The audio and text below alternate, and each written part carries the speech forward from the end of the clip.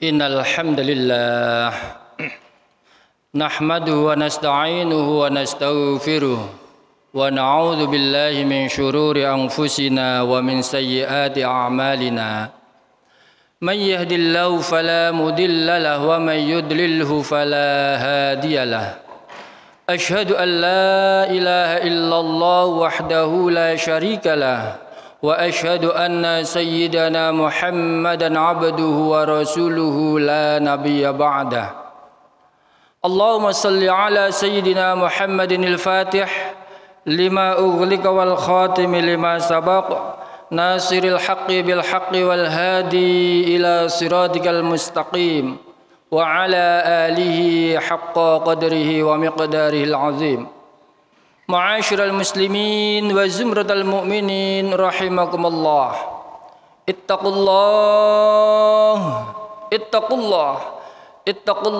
haqqa tuqatih wa la tamutunna illa wa antum muslimun. Shadaqallahul azim. Amma ba'du. Hadirin jamaah salat Jumat yang dimuliakan oleh Allah Subhanahu wa taala. Atas ketentuan dan kepastian dari Allah Subhanahu wa taala, kita semuanya di siang hari ini alhamdulillah bisa hadir duduk untuk mendatangi panggilan Allah Subhanahu wa taala.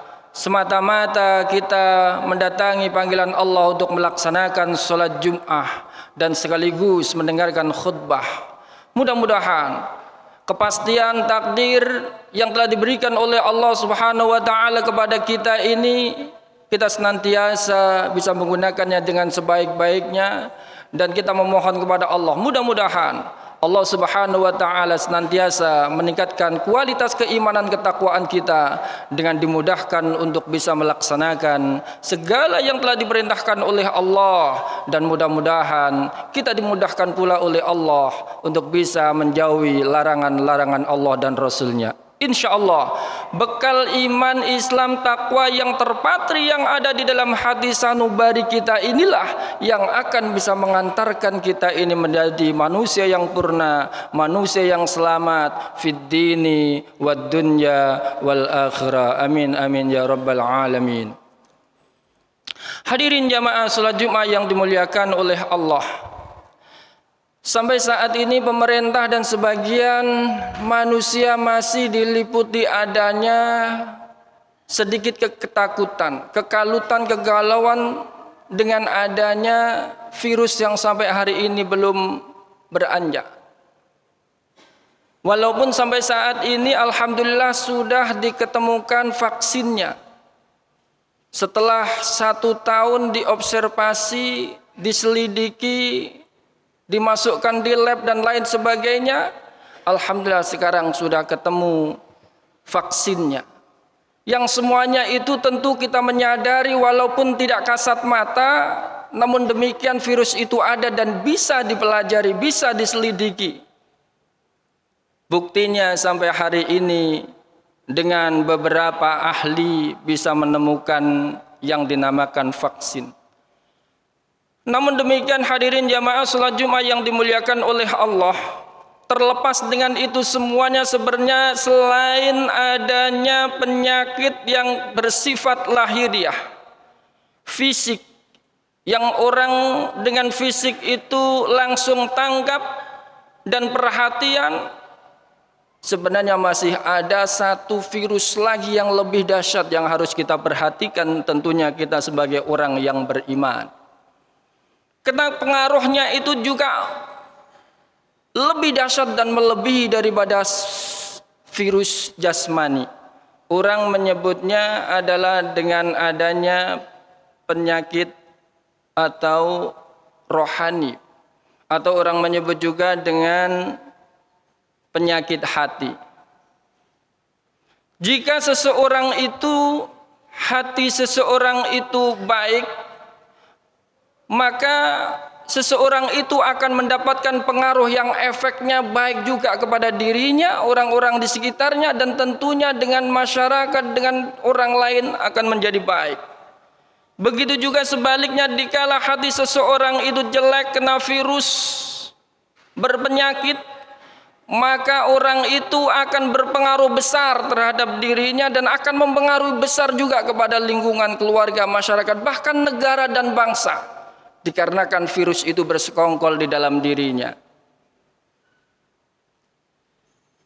Baginda Rasulullah Sallallahu Alaihi Wasallam jelas sekali memberikan nasihat kepada kita agar supaya kita betul-betul menaruh perhatian dengan yang adanya virus atau penyakit rohani atau penyakit hati ini.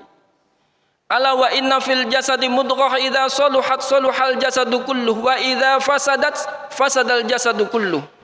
Baginda Rasul menyampaikan, ala wa inna fil jasadi, ketahuilah sesungguhnya di dalam jasad, di dalam tubuh, di dalam jiwa kita ini mudghah, ada segumpal daging. Idza saluhat saluhal jasadu kulluh. Apabila segumpal daging itu baik, saluhal jasadu kulluh, maka seluruh anggota tubuh itu juga akan menjadi baik. Wa idza fasadat fasadal jasadu kulluh, dan sebaliknya dikala orang itu hatinya jelek, fasadal jasadu kulluh, maka seluruh anggota tubuhnya itu nanti juga akan berpengaruh buruk. Ala wahya al-qalbu. Ketahuilah itulah yang dinamakan hati.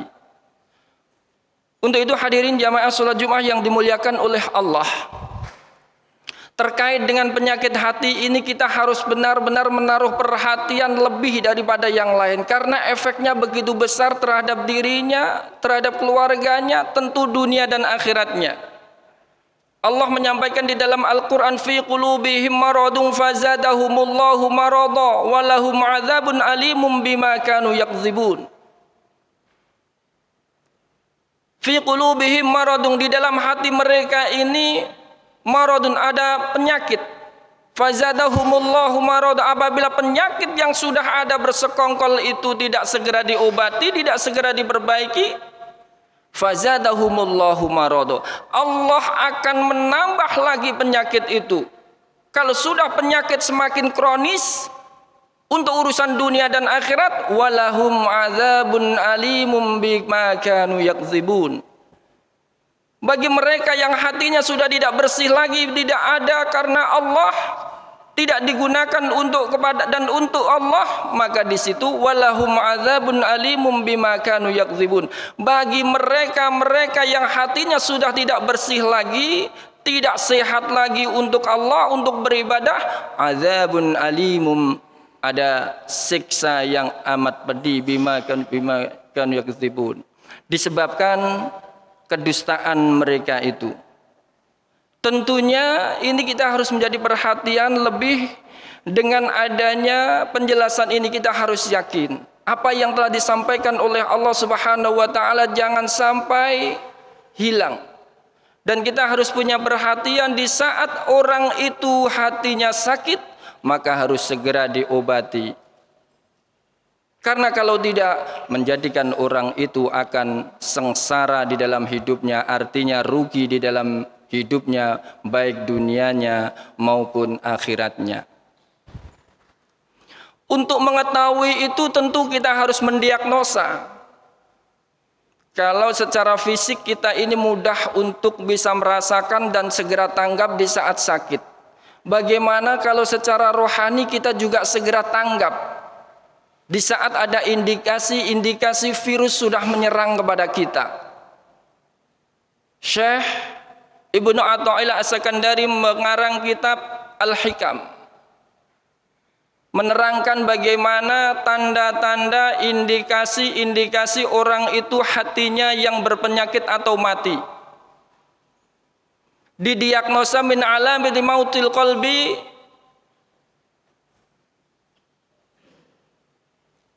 adamul huzni alama fataka minal muwafiqat wa tarkun nadami ala ma fa'alta min wujudiz zallat.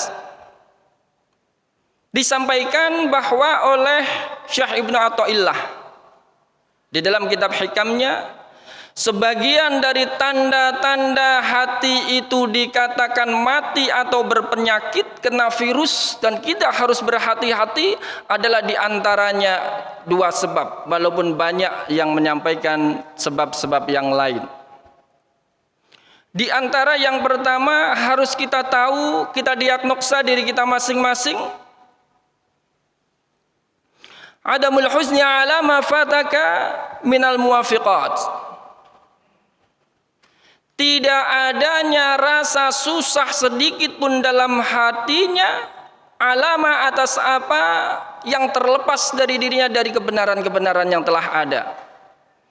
Kalau ada orang sebelumnya rajin untuk melaksanakan sholat, rajin untuk berpuasa, rajin untuk bangun malam, lalu dikarenakan kesibukannya, pekerjaannya, keluarganya, atau mungkin kedudukannya, jabatannya, dan lain sebagainya yang menyebabkan semuanya bisa goyah, semuanya bisa terlepas. Sudah dipastikan di saat orang yang biasanya bisa datang berjamaah ke masjid, lalu tidak berjamaah, biasanya bisa membaca Al-Quran, lalu tidak bisa membaca Al-Quran, dan hatinya di saat meninggalkan kebaikan-kebaikan yang pernah dilakukan itu, lalu dalam dirinya sudah tidak ada rasa susah sedikit pun atas apa yang telah tertinggal, maka sudah dipastikan orang itu mulai terindikasi dalam rohaninya, hatinya terpapar penyakit hati. Dan yang kedua, watarkun nadabi ala ma fa'altahu min wujudiz zallat. Yang kedua, tidak ada rasa penyesalan sedikit pun ala ma fa'altahu atas apa yang telah dilakukannya min wujudiz zallat, dari apa yang menggelincirkan dia. Kalau ada orang melakukan suatu kemaksiatan, melanggar aturan-aturan Allah, mabuk-mabukan, melakukan berzinaan, dan lain sebagainya, hal-hal yang dilarang Allah telah dilakukan. Setelah itu dia tidak ada penyesalan sedikit pun, bahkan na'udzubillah summa na'udzubillah, bangga dengan apa yang telah dilakukan, disyutingnya, dilakukannya, disampaikan ke teman, berbicara ke teman dengan bangganya menyampaikan telah minum, telah begini-begini. Maka apabila orang itu telah bangga, orang itu tidak ada penyesalan di dalam hatinya atas terperosoknya dia telah melakukan hal-hal yang dilarang Allah. Kalau sudah tidak ada penyesalan, biasa-biasa saja, maka sudah dipastikan penyakit infeksi kronisnya sudah semakin bertambah terkait dengan penyakit hati.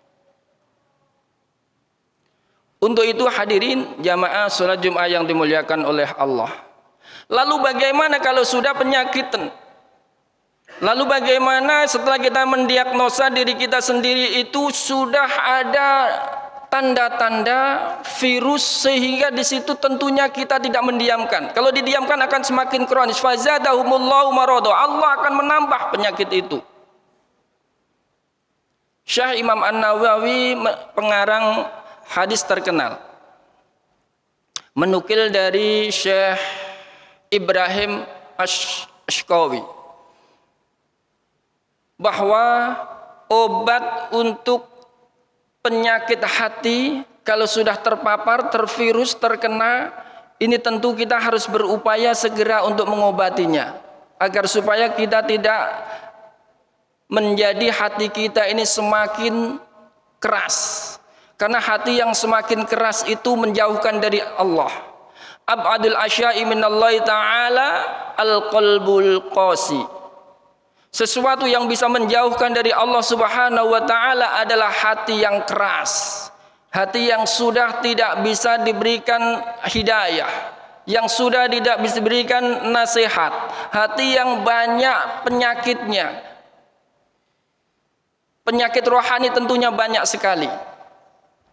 Nah, kalau sudah seperti itu, maka kita harus segera mencari tahu dan menyadari seperti sekarang ini. Di saat ada penyakit, kita harus merasakan, sehingga di situ langsung semuanya ada menjaga jarak, ada memakai masker, ada cuci tangan, dan lain sebagainya dilakukan karena begitu menjaga dirinya agar supaya virus itu tidak menempel pada kita. Rohani seharusnya kita juga harus melakukan itu. Maka di sini kita mengikuti pendapatnya Syekh Imam An-Nawawi. Apa obatnya orang kalau sudah terindikasi terpapar yang namanya virus hati ini? Obatnya ada 5. Dawaul qalbi khamsatu asya. Obatnya penyakit hati itu ada 5. Yang pertama, qiraatul Qur'ani bitadabbur.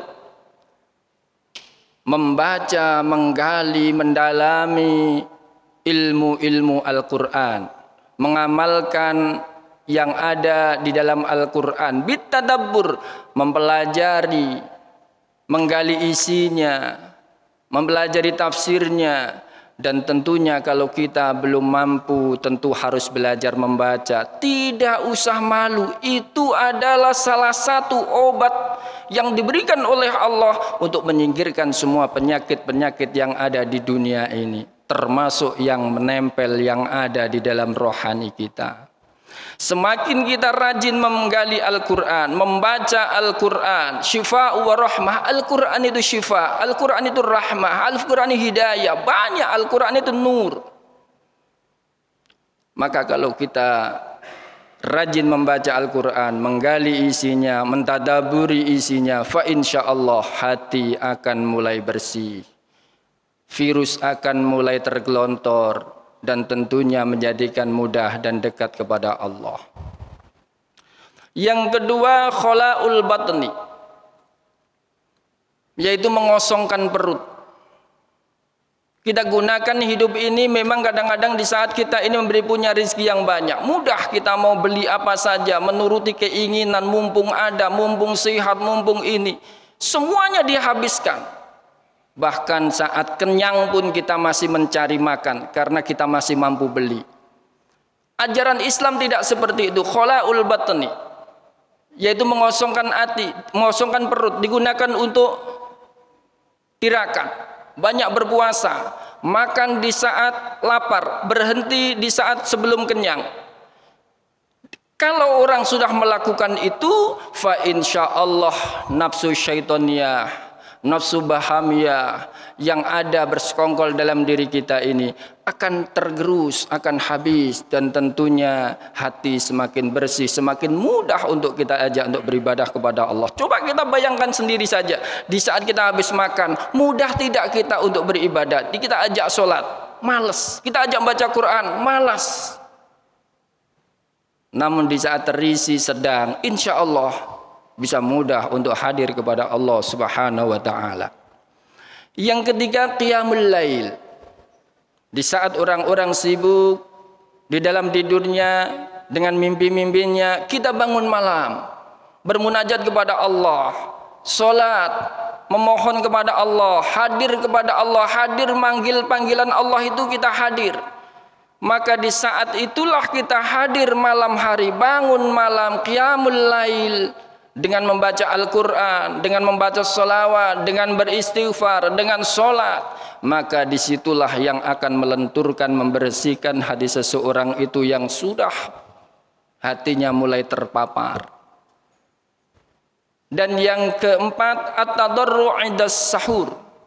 Deple atau mendekatkan diri kepada Allah 'indas sahur, yaitu di saat sahur, sepertiga malam. Ayo kita di sepertiga malam, kalau bangun jam 1 oke, jam 2 oke, jam 3 lebih utama.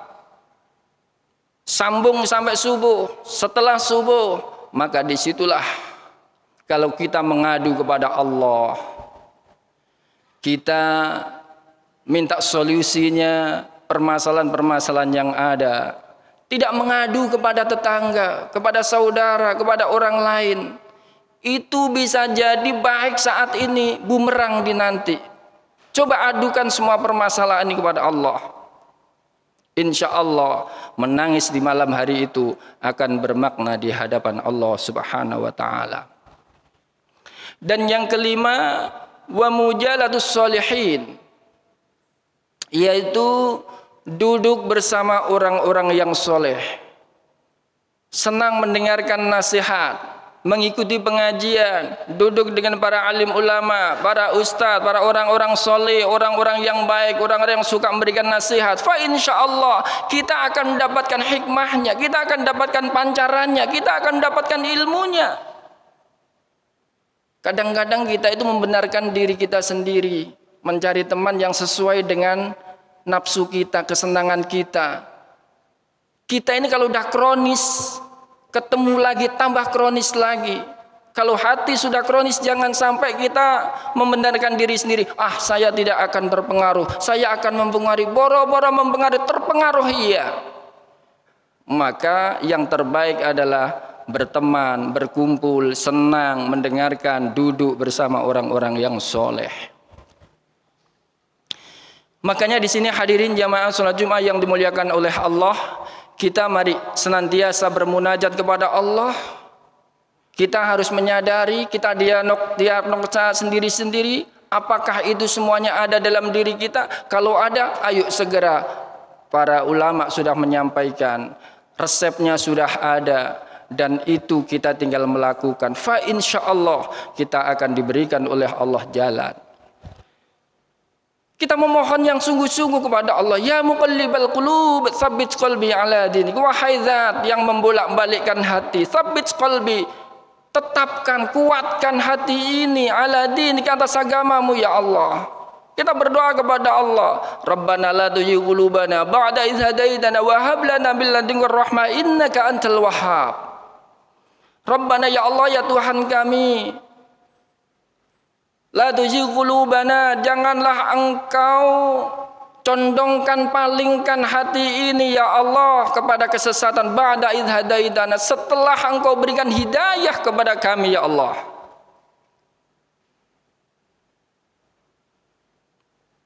Rabbana la tuzigh qulubana ba'da idh hadaitana. Jadi jelas, wa hab lana min ladunka rahmah, dan anugerahi kami ya Allah min ladunka, dari sisi engkau ar-rahmah, rahmah dengan rahmatmu ya Allah. Innaka antal wahhab, sesungguhnya engkau zat yang maha pemberi.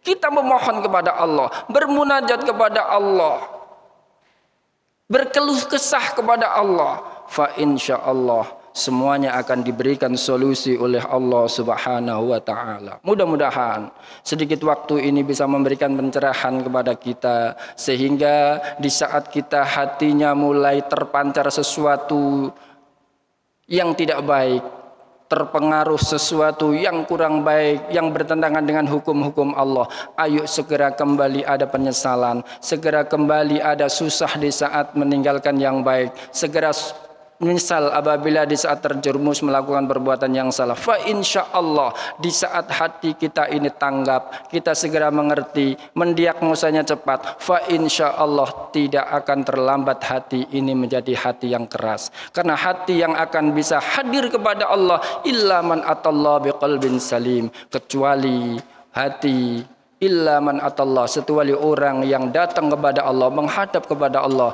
dengan hati yang selamat, dengan hati yang sehat. Fa insyaallah mudah-mudahan kita semua dimudahkan oleh Allah untuk memperbaiki diri kita, dimudahkan hati kita untuk meluruskan di dalam jalan yang benar, dan mudah-mudahan hati kita dibersihkan oleh Allah Subhanahu wa taala. Amin amin ya rabbal alamin. A'udzu billahi minasyaitonir rajim. Bismillahirrahmanirrahim. Wal 'asri innal insana lafi khusrin illa alladzina amanu wa 'amilus solihati wa tawassaw bil haqqi wa tawassaw bis sabr. Barakallahu lakum fil Qur'anil azim wa nafa'ani wa iyyakum bima fihi minal ayati wa dzikril hakim wa taqabbalallahu minna wa minkum tilawatahu innahu huwas samiul alim.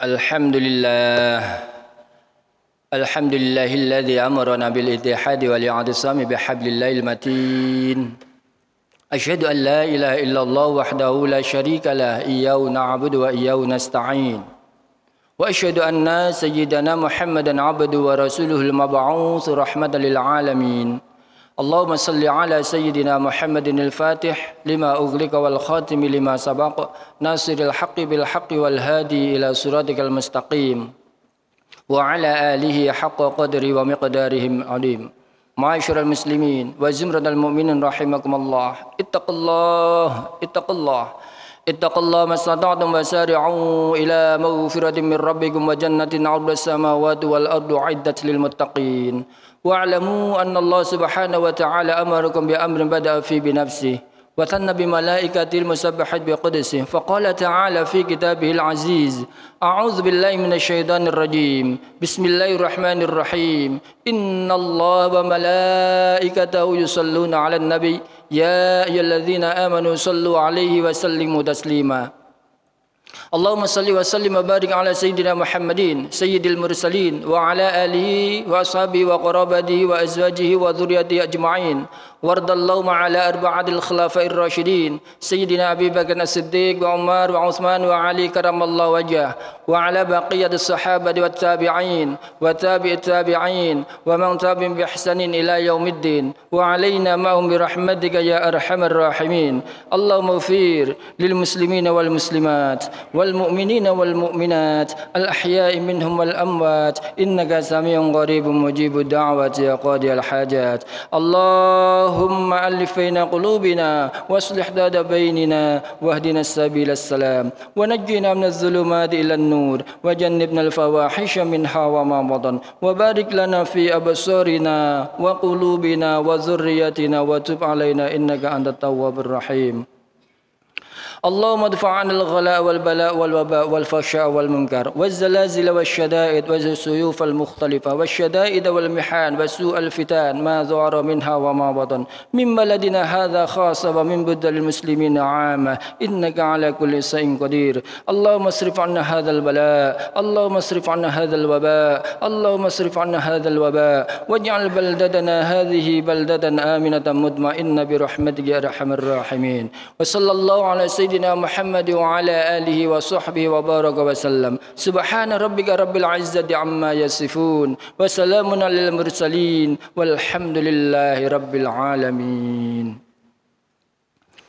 عباد الله إن الله يأمر بالعدل والإحسان وإيتاء ذي القربى وينهى عن الفحشاء والمنكر والبغي يعظكم لعلكم تذكرون فاذكروا الله العظيم يذكركم ودعوه يستجيب لكم ولذكر الله أكبر إقام الصلاة